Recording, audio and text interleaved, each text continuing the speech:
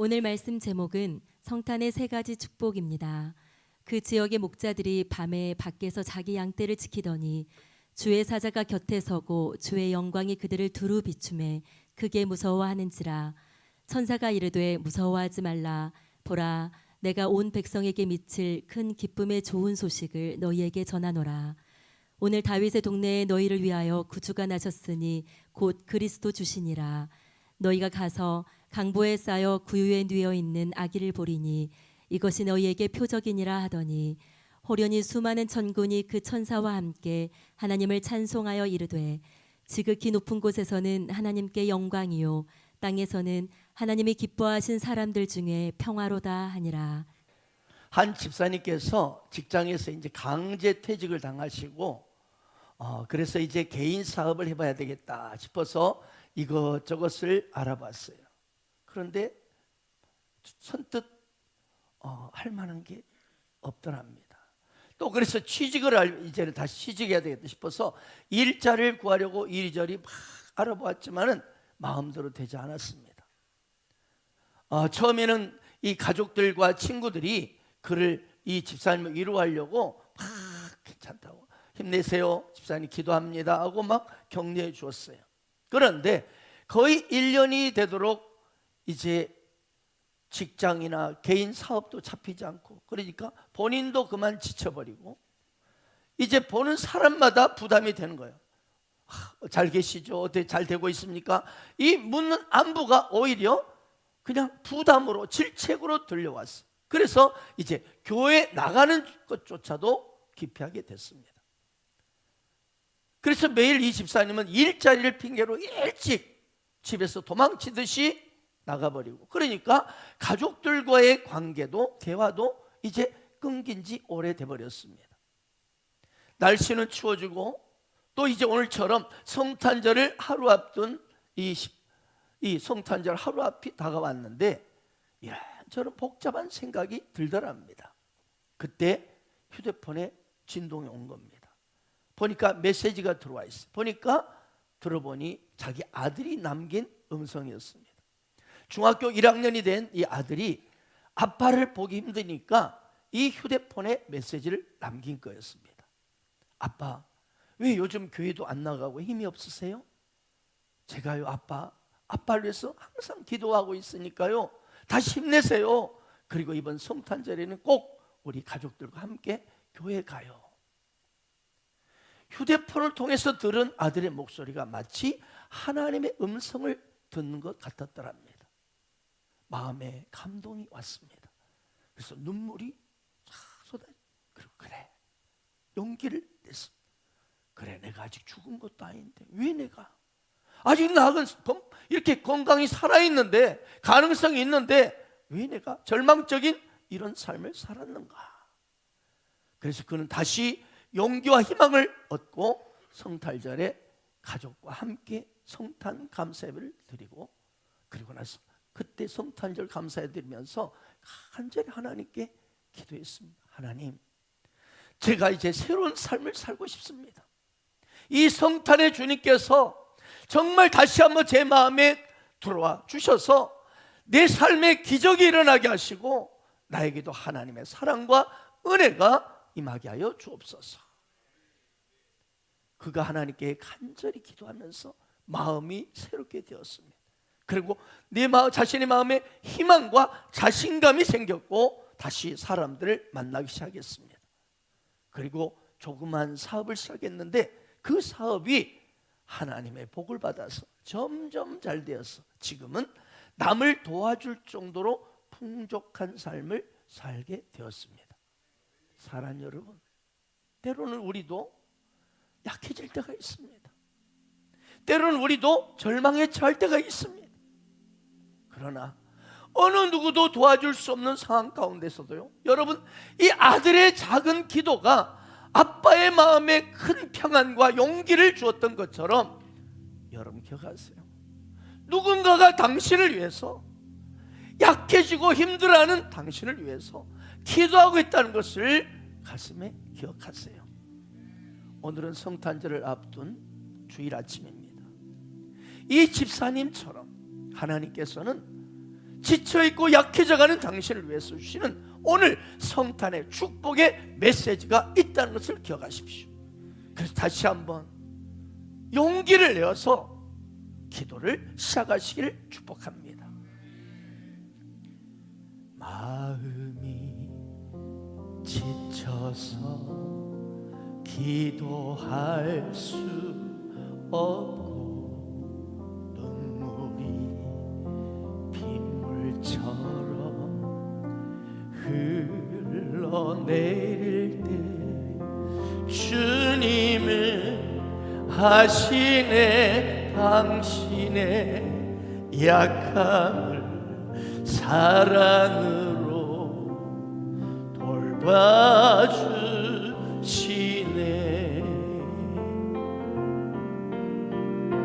누군가 널 위하여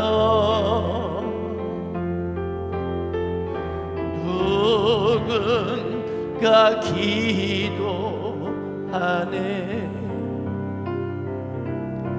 내가 홀로 외로워서 마음이 무너질 때 누군가 널 위해 기도하네. 당신이 외로이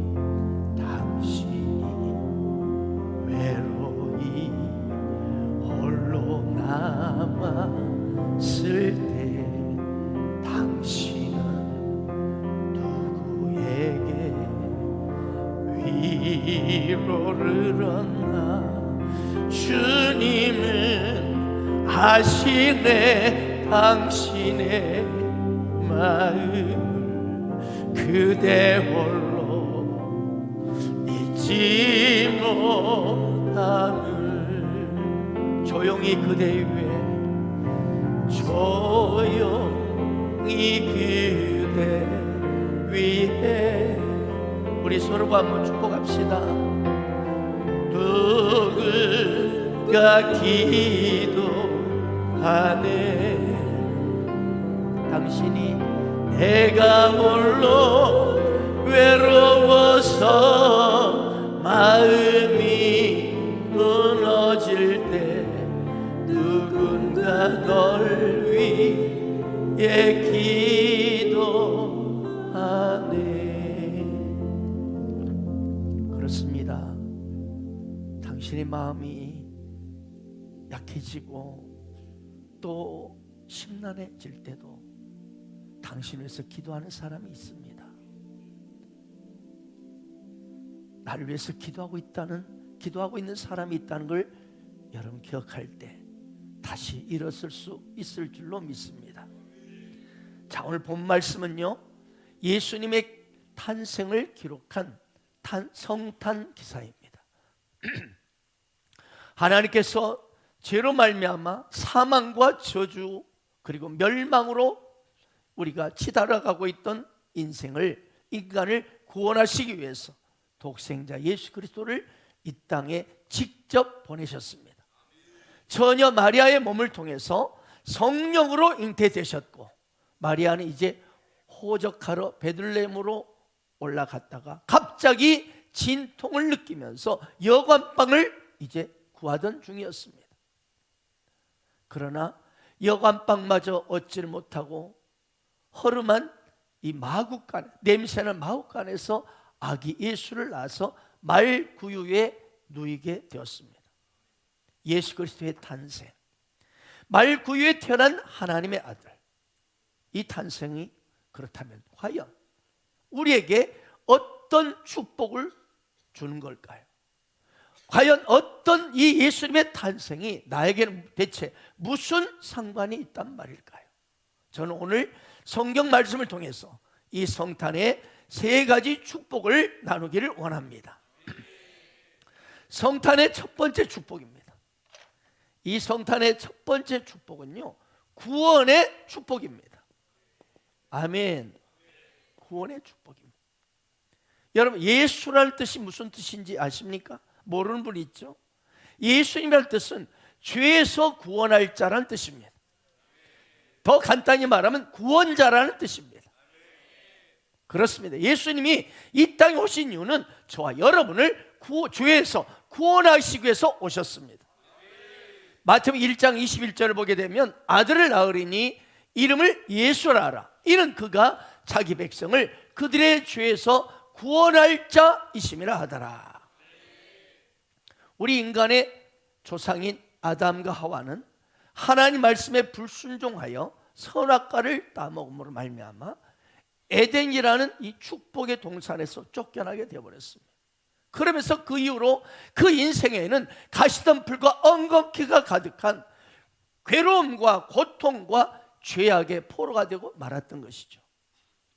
그래서 우리 인생은 그때부터 죄 가운데 살 수밖에 없는 죄의 종노릇하는 인생으로 우리는 살게 되었습니다. 그래서 이스라엘 백성들은 그 부모님의 죄, 조상들의 죄, 그리고 자신의 죄를 속죄하기 위해서 수많은 날들을 짐승을 잡아서 피를 흘리고 제사를 드렸습니다. 이처럼 우리 인간은 태어날 때부터 나는 죄를 안 짓고 싶어요. 그러나 태어날 때부터 죄악에서 우리는 벗어날 수가 없는 인생이 되어버렸습니다. 이러한 모습을 로마서에서는 이렇게 기록하고 있습니다. 기록된 바 의인은 없나니 하나도 없으며 깨닫는 자도 없고 하나님을 찾는 자도 없고 다 지우참게 무익하게 되고 선을 행하는 자는 없나니 하나도 없도다. 그들의 목구멍은 열린 무덤이요 그 혀로는 속임을 일삼으며 그 입술에는 독사의 독이 있어서 사람들은 상처를 팍 줍니다. 함부로 막 말을 날려가지고 독이 막 심령 속에 막 꽂히게 만듭니다. 독사의 독이 있고 그 입에는 저주와 악독이 가득하고 그 발은 피 흘리는데 빠른지라. 여러분, 이것이 우리 인생의 자화상입니다. 모든 사람이 죄인입니다. 그러면 어떻게 이 아담부터 흐르는 이 죄, 이걸 원죄라고 합니다. 원죄. 조상이 지은 이 원죄, 이게 근본적인 죄라는 뜻이죠. 죄. 나는 죄를 안 지었지만 이미 조상부터 흘러온 죄가 있습니다. 마치 에이즈 환자가 아이를 낳으면 이 아이는 아무것도 잘못 없는데 에이즈 환자로 죽는 거예요, 아이가. 이것처럼 우리도 역시 나는 죄를 짓지 않았지만 이미 조상부터 이미 그 죄의 에이즈가 와 있어요.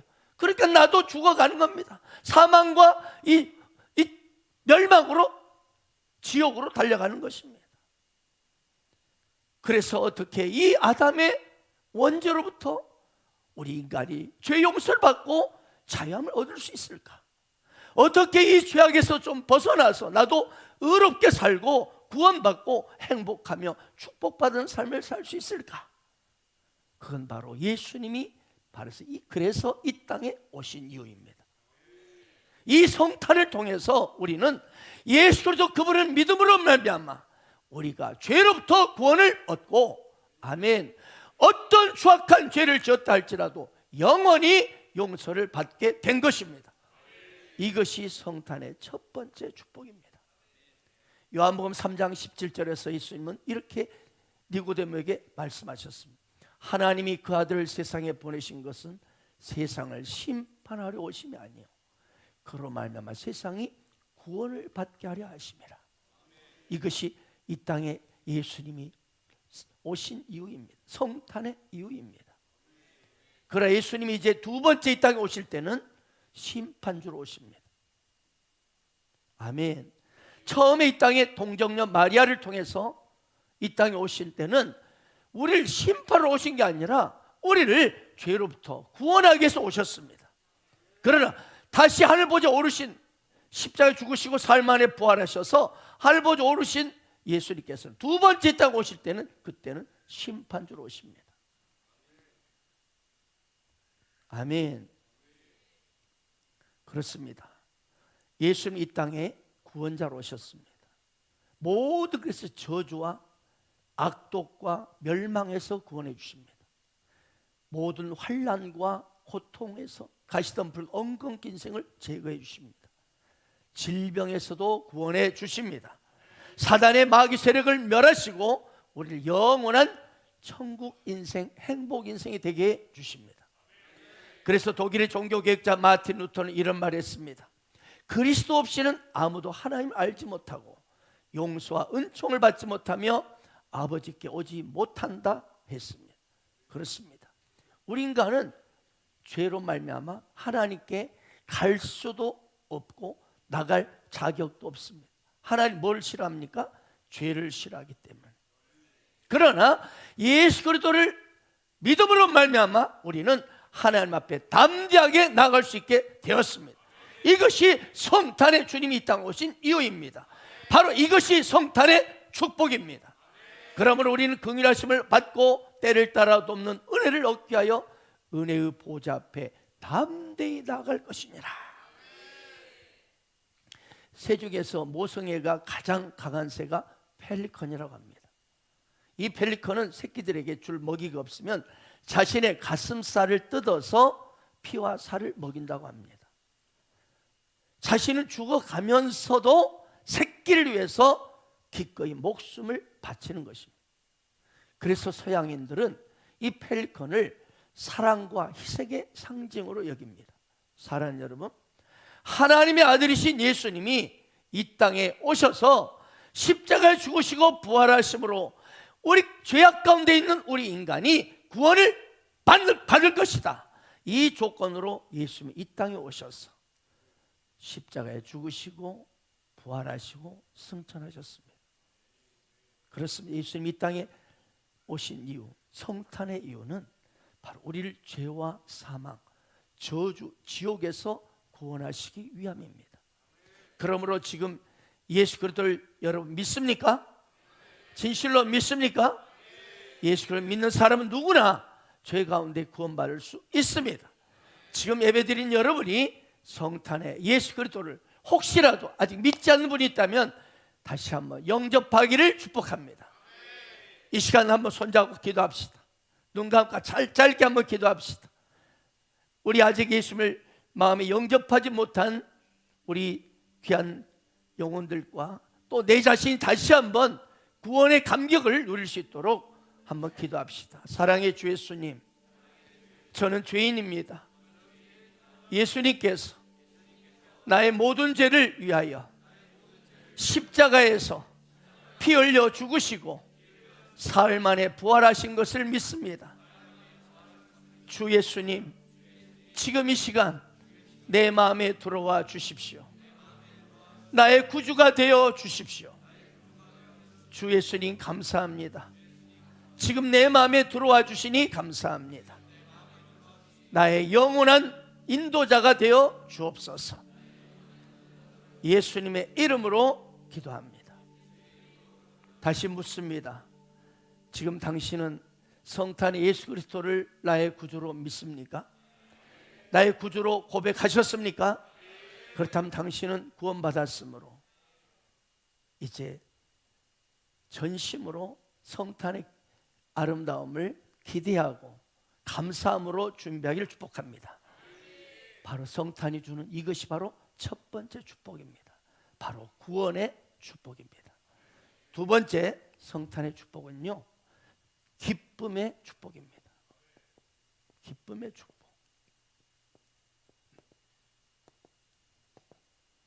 오늘 본문 누가복음 2장 10절을 한번 보겠습니다.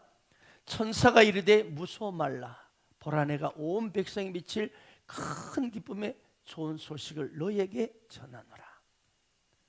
오늘 예배드린 여러분 어떻습니까? 솔직하게.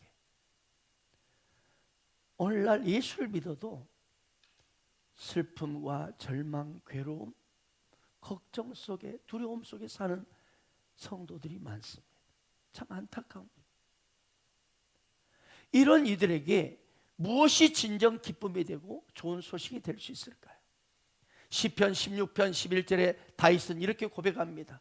주께서 생명의 길을 내게 보이시리니 주의 앞에는 충만한 기쁨이 있고 주의 오른쪽에는 영원한 즐거움이 있나이다.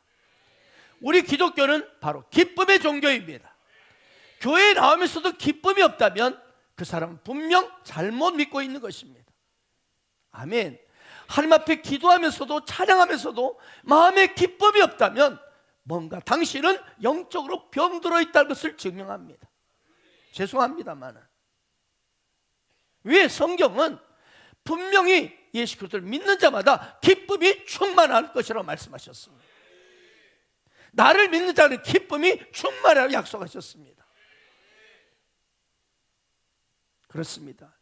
진실로 예수 그리스도를 믿고 성경 말씀을 믿고 진리 안에 그리스도 안에 거하면 항상 기쁨이 우리 가운데 충만하게 됩니다.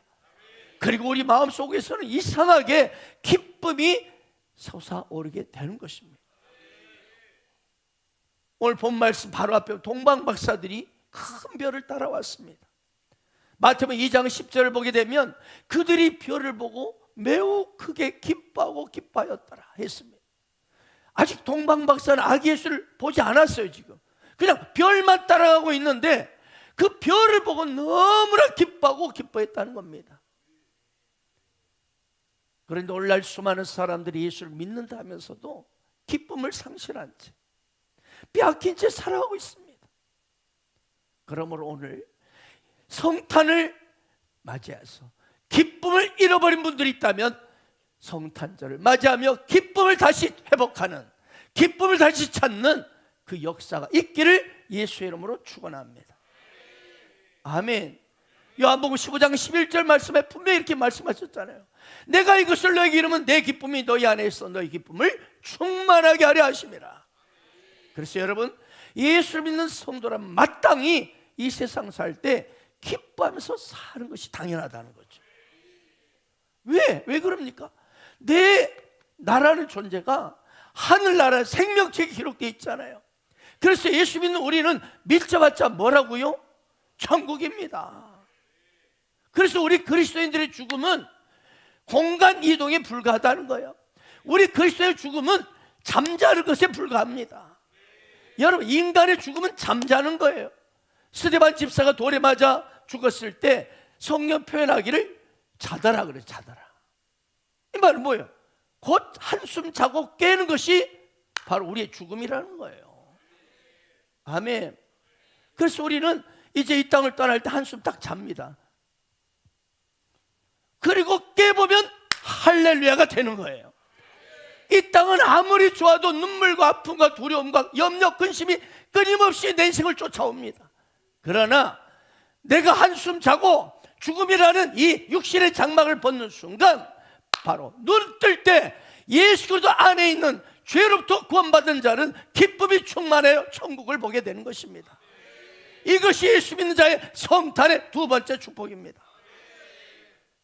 그래서 베드로전서 4장 13절에 보면은요, 오히려 너희가 그리스도의 고난에 참여한 것으로 즐거워하라. 이는 그의 영광을 나타내실 때 너희로 즐거워하고 기뻐하게 하려 함이라.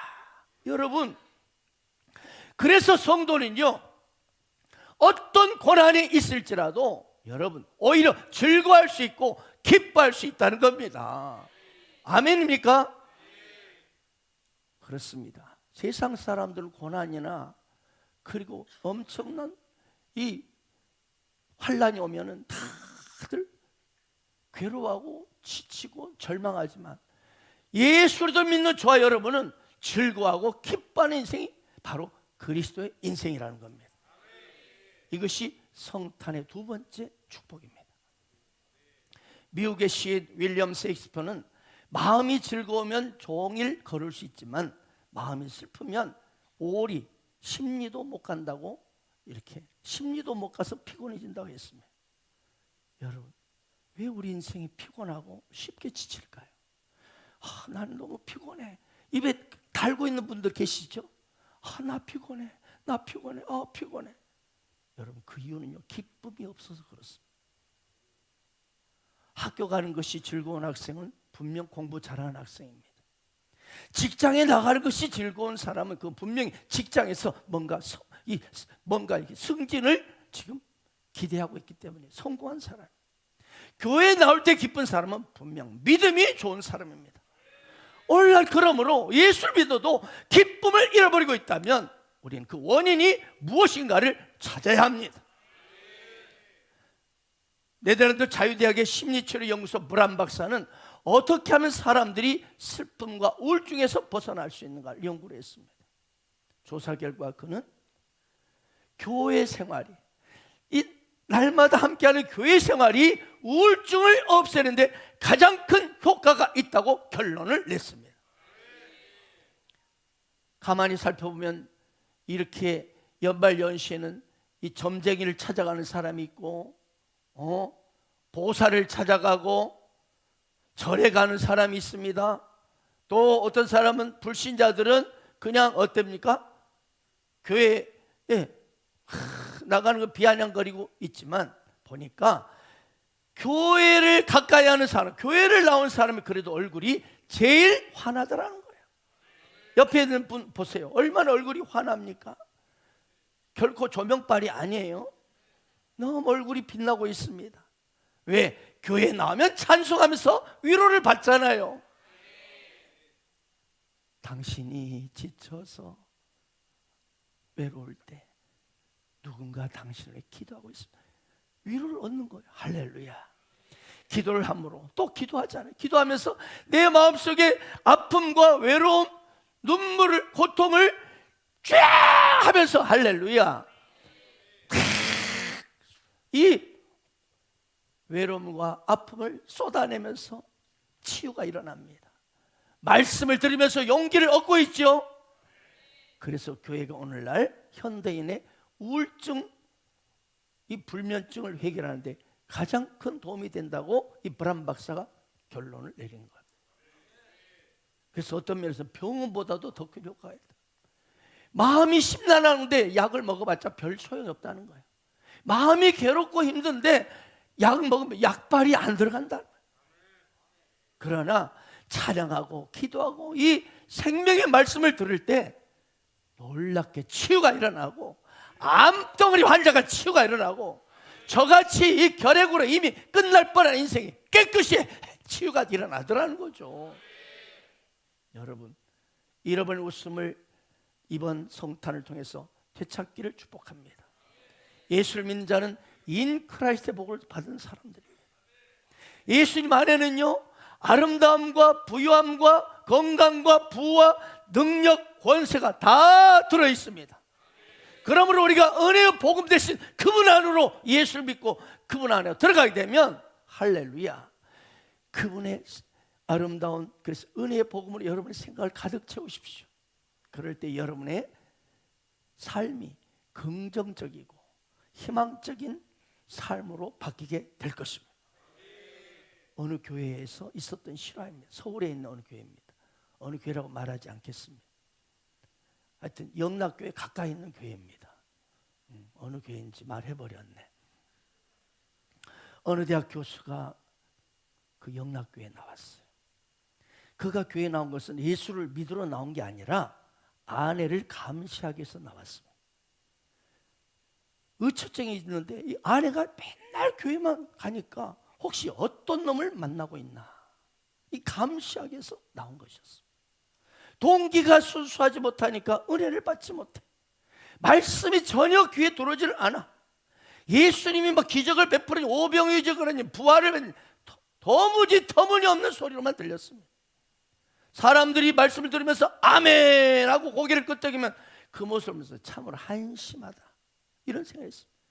생긴 것은 그럴듯하게 생겼는데 왜 저렇게 어리석을까, 이런 생각을 했어요.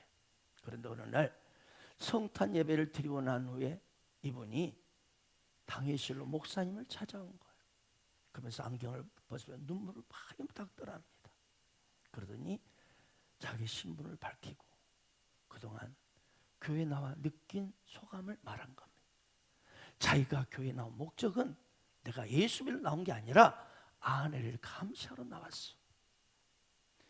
그리고 당신이 말씀을, 설교를, 목사님이 말씀을 선포할 때 믿어지지 않아서 비웃었습니다. 말도 안 소리 하고 있네. 그런데 오늘 예배 시간에 목사님 설교를 들을 때 나도 모르게 말씀이 믿어졌다는 겁니다. 마리아가 처녀인데 성령으로 잉태어졌다는 말씀을 듣는데 그 말씀이 믿어진다는 것입니다. 왜? 자기는 생물학 박사인데 개구리를 부화할 때 수컷이 없어도 전기 충격으로 부화가 가능하다는 거예요. 전기 충격만으로 이 개구리가 부화가 된다는 겁니다. 그래서 오늘 말씀을 듣는데, 그래, 전능하신 하나님이 그 정도를 못하겠냐? 전혀 뱃속에 아이 하나 못 빼겠냐 하겠냐? 인간도 가능한 일인데 어떻게 전능한 하나님 못하겠느냐? 얼마든지 가능하구나 하고 믿어졌다는 겁니다. 믿어지기 시작하니까요, 그동안 하나님의 말씀을 불신하며 그냥 비아냥거리고 비웃던 이 죄를 회개하며 그렇게 눈물이 쏟아졌다는 거예요.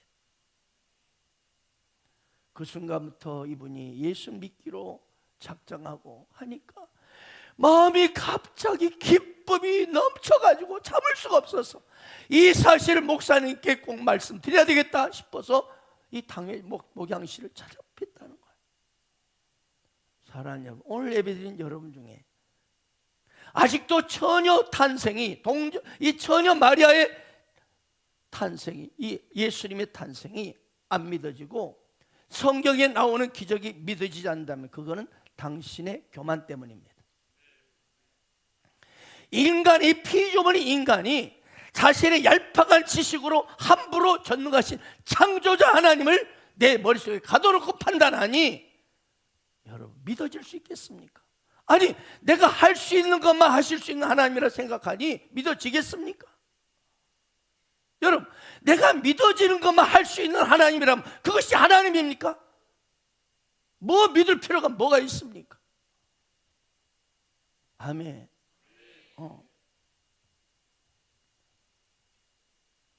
이 마커가, 모두 마커가 어떻게 이 만든 사람을 이해할 수 있고 판단할 수 있게, 이게 판단하는 거예요.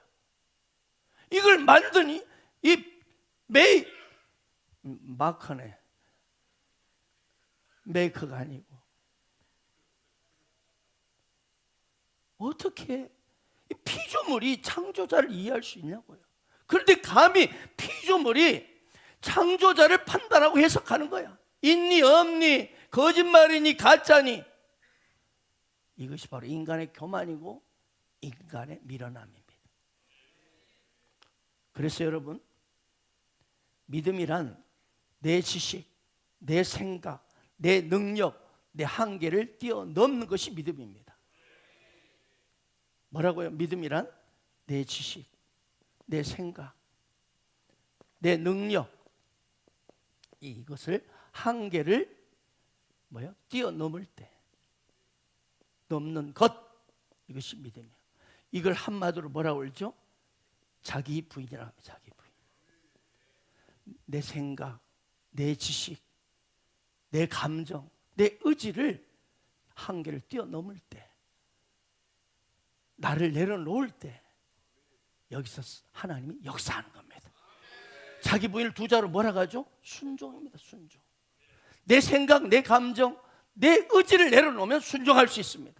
왜 우리가 순종이 안 됩니까? 하나님의 말씀을 판단하고 순종이 안 됩니까? 내 생각이 강하니까, 내 지식을 앞세우니까, 내 감정을 앞세우니까, 내 고집을 앞세우니까, 아이고 거짓말하지 마, 안 믿어지는 거예요. 그래서 믿음은 자기 부인입니다. 신앙생활은 자기 부인입니다. 자기를 부인하는 사람은 순종하게 되고요, 하나님 세우신 권위에 순종할 수밖에 없는 것입니다. 그러니 순종하니 축복을 받게 되는 것이죠. 그렇습니다. 예수를 믿는 믿음, 이 인크라이스트의 믿음은요, 인간의 한계를 뛰어넘는 놀랍고도 위대한 역사가 일어납니다. 그러면서 내 인생 가운데 뭐라고요? 기쁨이 넘치게 되는 거예요. 진실로 예수를 믿게 되면 내 생각, 내 감정, 내 판단, 내 지식을 내려놓고, 내 능력을 내려놓고 그저 예수님의 이 진리의 인크라이스트의 복음의 말씀을 받아들이면 놀랍게도 기쁨이 솟아오르는 것입니다. 이것이 성탄의 두 번째 축복입니다. 성탄의 마지막 세 번째 축복은요, 부요의 축복입니다. 부요의 축복. 고린도후서 8장 9절을 보겠습니다. 우리 주 예수 그리스도의 은혜를 너희가 알거니와 부요하신 이로써 너희를 위하여 가난하게 되심은 그의 가난함으로 말미암아 너희를 부유하게 하려 하심이라. 부유케 하신 하나님, 다시 말해서 예수님이 이 땅에 왜 성탄하셨다고요? 저와 여러분을 부유하게 하려고, 부자 되게 하려고. 할렐루야. 그렇습니다. 저와 여러분을 하나님은 가난하지 않냐고. 그래서 그분이 가난케 되시면, 이 말은요, 벌거벗겨 가지고 십자가에 처절하게 찢김받아서 밑바닥에 가난하게 된 것은 바로 그분의 십자가의 가난으로 말미암아 우리를 부유하게 하려고. 왜? 그분이 부유하신 하나님이시니까. 아멘입니까? 오늘날 하나님의 복을 자꾸 받기를 구하고 그러면은요, 같은 크리스천인데도 불구하고 무슨 자꾸 기복신앙이다 이렇게 판단하고 비판하는 사람들이 있습니다. 그러나 여러분 생각해 보십시오. 하나님 아버지는 자녀들에게, 우리에게 축복을 주시기를 원하시죠. 아니, 육신의 부모도 내 새끼가 잘 되고 부자 되기를 원하지 않습니까? 그래서 공부도 더 많이 어찌든지 뭐 이것저것을 동원해 가지고 없는 돈을 내 가지고 과외를 시키고 학원을 보내고, 그리고 더 많이 공부시켜서 계속 돕지 않습니까? 아멘입니까? 하물며 하늘의 하나님 아버지께서 어찌 당신의 사랑하는 아들 자녀들에게 풍족하고 넉넉하게 축복하시지 않겠습니까? 시편 112편을 보면 이런 말씀이 나옵니다. 한번 같이 읽겠습니다. 시작.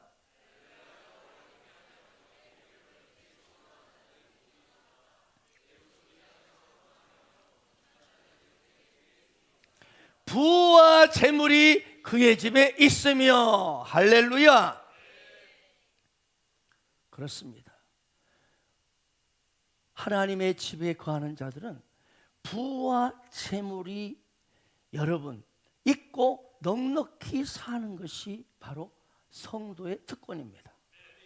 그러므로 여러분 오늘부터 성탄을 준비하면서 기도하십시오. 부욕케 하신 하나님, 풍족케 하신 하나님, 나도 이 재정의 복을 부어 주시옵소서. 이 믿음을 가져야 합니다. 이 부의 영성을 가져야 합니다. 왜냐하면 그 믿음대로 되기 때문에. 우리 집안이 이렇고 내가 실력도 없고 스펙도 그렇고 그래도 그냥 전세로 사는 것도 이거 잘하는, 여러분 그런 가난한 의식 던져버리고 부유하신 주님을 바라보십시오. 그리고 그 믿음대로 될지어다. 그런데 오늘 말씀 보니까 조건이 있어요.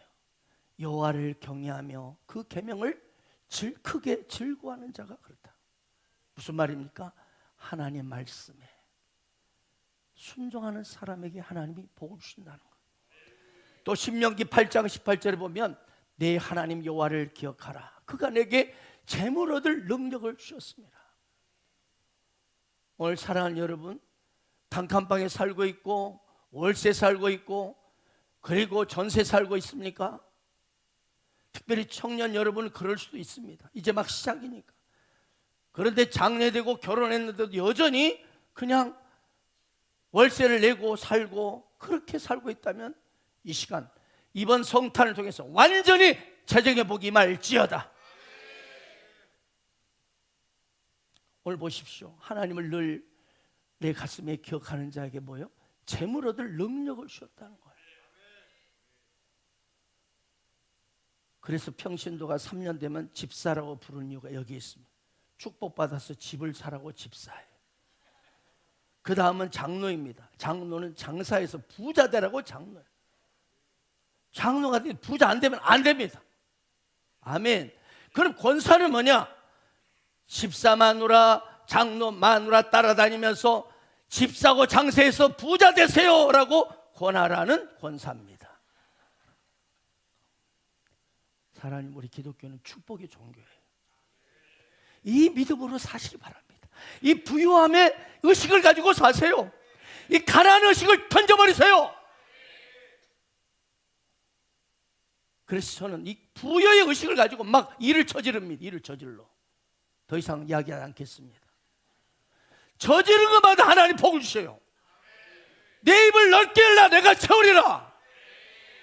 그냥 조금 먹고 사는 걸로 만족하고, 여러분, 그러므로 2023년도는 혹시 내가 재정의 어려움을 겪었고 여러 가지로 재정 때문에 고통당했고 그렇다 할지라도 밝아오는 2024년도에는 다 부자가 되기를 꿈꾸며 기도하시기 바랍니다. 자신이 없으면 아예 이름을 김부자, 박부자, 안부자, 이부자로 바꾸세요. 왜요? 예수님 우리를 부욕케 하기 위해서 십자가에 피 흘려 죽으셨거든요. 이유 없이 예수님이 십자가에 죽으신 게 아니에요. 그분이 저주받고 가난하게 되시면 우리로 부욕케 하려 하심이라. 믿습니까? 그 믿음대로 될지어다. 따라서 예수 믿는 우리는요, 반드시 부자가 되고 풍족한 삶을 살게 되어 있습니다. 그럼 부자가 되면 뭐예요? 나를 위해서 살지 말고 저 죽어가는 영혼을 위해서, 아멘, 남을 위해서 도와주는 부자가 되길 바랍니다. 어느 사업가가 목사님을 찾아갔어요. 목사님, 이제 사업을 시작하려고 하는데 축복 예배를 드려주십시오. 그래서 가서 목사님이 축복 예배를 드리고 나서 질문했습니다. 11조를 드리고 있습니까? 11조가 뭡니까? 11조를 드려야 하나님이 축복하십니다. 11조를 드리십시오. 사랑하는 여러분, 11조는요 축복의 씨앗입니다. 믿음의 복을 일으키는 기적의 씨앗입니다. 하나님은 아무에게나 축복 주시는 게 아니에요. 만군의 여호와가 이르노라, 너희 온전한 11조를 창고에 들여 나의 집에 양식이 있게 하고 그런 것으로 나를 시험하여 내가 하늘을 열고 너희에게 복을 쌓을 것이 없도록 붓지 아니하나 보라. 오늘 이 11조 이야기하니까 시험 들지 않기를 축복합니다. 그러나 여러분, 나는 우리 가족들이 복 받기 위해서 나는 말합니다. 지금 가난하게 사는 거 떠나가야 하기 때문에, 담임 목사가 자기 성도들이, 가족들이 가난하게 사는 걸 좋겠습니까? 그래서 내가 담대히 말하는 거예요. 여러분, 하나님의 주권과 살아계심을 내가 믿는지 안 믿는지를 확실히 보여주는 증거가 11조입니다. 하나님의 살아계심과 복 주시는 것을 진실로 믿는 사람은 11조를 안 할 수가 없습니다. 그래서 온전한 11조를 드리는 사람이 믿음의 사람이요, 그 사람이 그 믿음대로 될지어다. 믿음대로. 하나님의 주권을 인정하지 않는 뭐가 잘 될 게 뭐가 있어요? 2024년도가 이 믿음으로 순종하셔서 영혼이 잘된 같이 여러분의 재정의 부유함이 넘치는 희년의 새해가 되기를 축복합니다.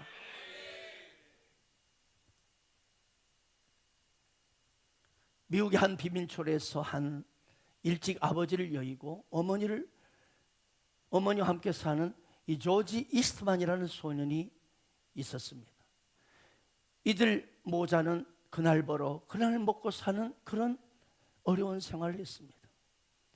그러나 조지 어머니는 꼭 보면 아들이 이제 잠을 들면 꼭 그의 손을 꼭 붙잡고 기도해 줍니다. 우리 아들 조지, 하나님 비록 가난하지만 지금은 우리 조지가 훌륭하게 커서 나중에 하나님 나라의 큰 일꾼으로 쓰임받도록 축복해 주세요. 어머니는 눈물로 기도하고 잠을 듭니다. 그러면 조지는 이제 잠을 자다가 깊은 밤에 일어나서 하나님께 기도를 드리는 겁니다. 하나님, 우리 어머니의 간절한 기도가 절대로 헛되지 않게 해주십시오. 그래서 아들이 잠들면 어머니가 기도하고, 어머니가 잠이 들면 아들이 또 일어나서 기도하고, 아들이 번갈아 가며 다 기도를 했습니다. 그리고 드디어 이 조지는 커서 사진관에 취직을 하게 되었습니다. 제가 사진관집 아들입니다. 은하사진관, 은하애식장. 별로 감동이 없으시군요. 그런데 그곳에서 사진관에 취직해서 열심히 기술을 배우고 조그만 가게를 오픈했습니다. 그리고 간편한 휴대용 카메라와 필름을 팔기 시작했는데 국내는 물론 세계 여기저기 주문이 들어온 거예요. 나중에는 공장을 짓고 세계적인 사업가가 됩니다. 이 사람이 바로 이스트만 코닥그룹의 회장입니다. 아들과 어머니의 눈물의 기도가 이루어져서 세계적인 기업의 회장이 되었고, 그리고 하나님 앞에 진실로 하나님 앞에 이 어머니의 기도처럼 자기 큰 이 저기로 기부를, 재산을 엄청나게 하나님 교회와 사업, 교회 사업 앞에 헌신합니다. 아무것도 없는 상황에서 맨손으로 눈물로 드린 이 기도가 하나님이 들으시고 축복으로 응답해 주셨던 것입니다. 지금 2024년도 희년을 위한 야복강 씨름 특별 새벽기도가 진행 중에 있습니다. 야곱이 야복강에서 하나님 저를 복 주시지 않으면 나 절대 하나님 놓지 않습니다. 반드시 복 주십시오. 끝까지 붙들고 씨름할 때 그 인생이 고난과 어둠과 저주, 두려움의 인생에서, 환난의 인생에서 승리자, 복의 인생이 되었습니다. 아침의 인생, 창세기 인생, 문예의 인생이 되었습니다. 2023년도 이제 마지막 남은 한 주입니다. 이 한 주를 진짜 한번 이 세 가지 축복을 누려보지 않겠습니까? 특별히 재정의 축복 말입니다. 남은 한 주를 야복강 기도, 하나님 나를 축복하지 않으면 나는 절대로 하나님 놓지 않겠습니다. 끝까지 마지막 이 2023도 마지막 한 주를 5일간을 승부를 걸어보기를 축복합니다. 제대로 삿발을 잡고 하나님을 흔들어 보기를 축복합니다. 그래서 여러분의 삶에 재정의 풍성함을 누리는 2024년 희년이 되길 축원합니다. 오늘 예배에 참석한 여러분, 다가올 내일 성탄절은 막연히 참석했다 하는 그냥 그런 절기가 아닙니다. 하나님께서는 성탄을 통해서 이 구원의 축복, 여러분 우리가 구원의 기쁨이 회복되기를 원하십니다. 여러분의 삶에서 많은 구원의 역사가 나타나기 원합니다. 기쁨이 회복되기를 원합니다. 재정의 부유함을 받는 그런 복이 임하기를 축복합니다. 이 세 가지 축복은요 반드시 오늘날도 예수를 진실로 믿는 믿음의 사람은 반드시 나타납니다.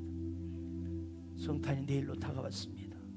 여러분 마음에 이 믿음을 가지시고 또한 이 믿음으로 행동해 보십시오.